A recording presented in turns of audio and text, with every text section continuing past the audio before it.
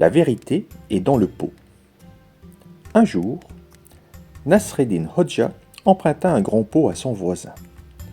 Quelques jours plus tard, il lui rendit le pot avec à l'intérieur un petit pot en plus.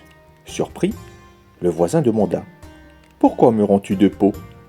Nasreddin répondit avec sérieux « Félicitations, ton pot a donné naissance à un petit pot. » Ravi par cette étrange fortune, le voisin garda les deux pots sans poser plus de questions. Quelques semaines plus tard, Nasreddin demanda à nouveau à emprunter un pot.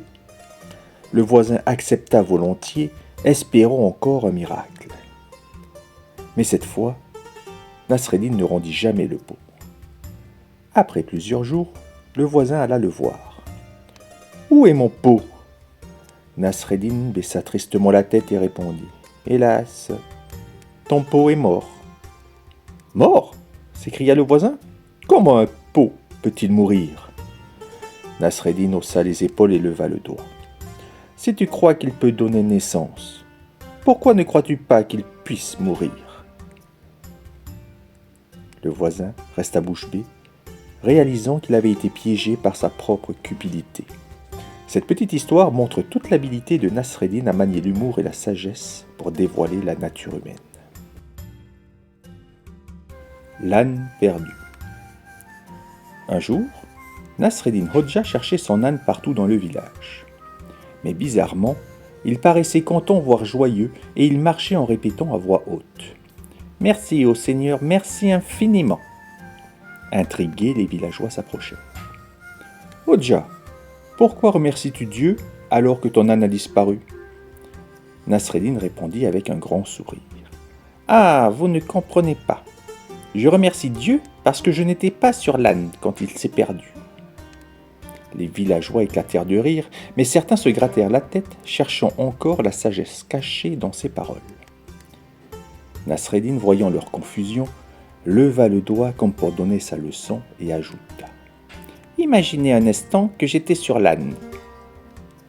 Alors, en plus de l'âne, je serais perdu, moi aussi. » Et ainsi, avec une touche d'humour, Nasreddin rappela aux villageois de toujours voir le bon côté des choses, même dans les situations les plus inattendues. Le bon âne. Un jour, Nasreddin Hodja, que certains appellent le sage, mais que d'autres appellent fou, se rend au marché avec son âne. Sur le chemin, un voisin l'interpelle. « Hodja, ton âne a l'air bien maigre. Tu ne lui donnes pas assez à manger ?» Nasreddin répond avec un sourire.